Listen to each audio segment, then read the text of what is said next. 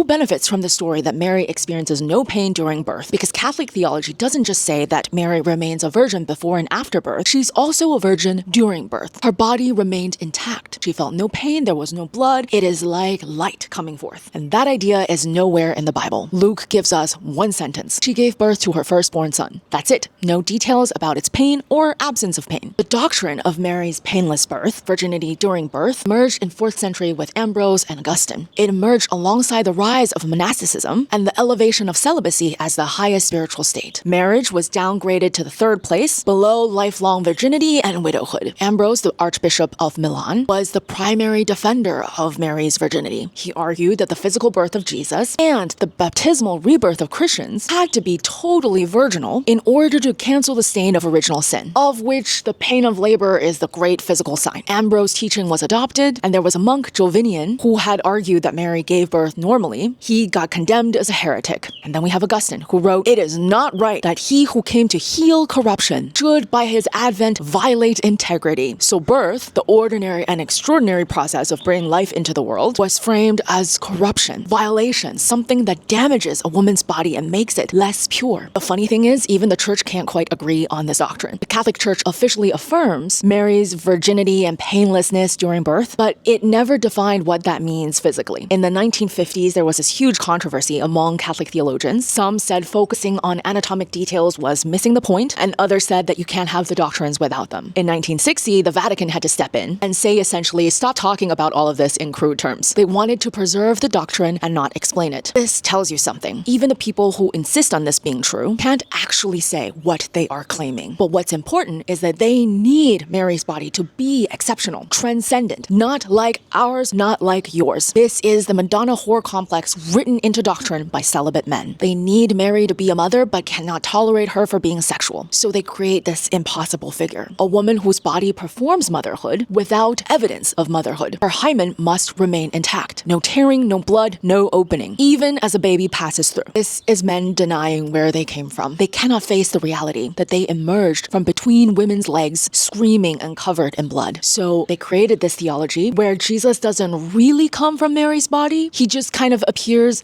near her, through her, but not really of her. This is so much sexual anxiety. Augustine's language is violent. Violation, corruption, damage. Birth is described in the way that we describe grape, because any opening of a woman's body is a form of penetration. And penetration, even by a baby, contaminated her. What we inherit and internalized is the male psychosexual terror of the female body. Think about what archetypes these men try to kill. The great mother, the ancient primal feminine, the goddess who bleeds and births and devours and creates, the mother whose body is the source of capital L life and capital P power. Every ancient religion had her. Ishtar, Isis, Demeter, Kali, the mother who is both womb and tomb, who gives life and takes it back, whose power is terrifying because it is total. Christianity inherited this archetype, but it couldn't tolerate her, so they domesticated the great mother. Mary becomes a mother who has no power on her own. She doesn't even control her own body during birth. She's just a vessel, pure, passive, painless. The baby passes through her body without her doing anything. This is the patriarchal ego trying to suppress the feminine unconscious. The church fathers are terrified of the archetypal mother because it represents everything that they cannot control. Nature, the body, sexuality, birth, things that they know nothing about. The cycles that precedes Christianity and will outlast it. So she's permitted to be a mother, but only if she's completely desexualized, disempowered, made passive. She can't even experience the primal power of the feminine to push life out of your body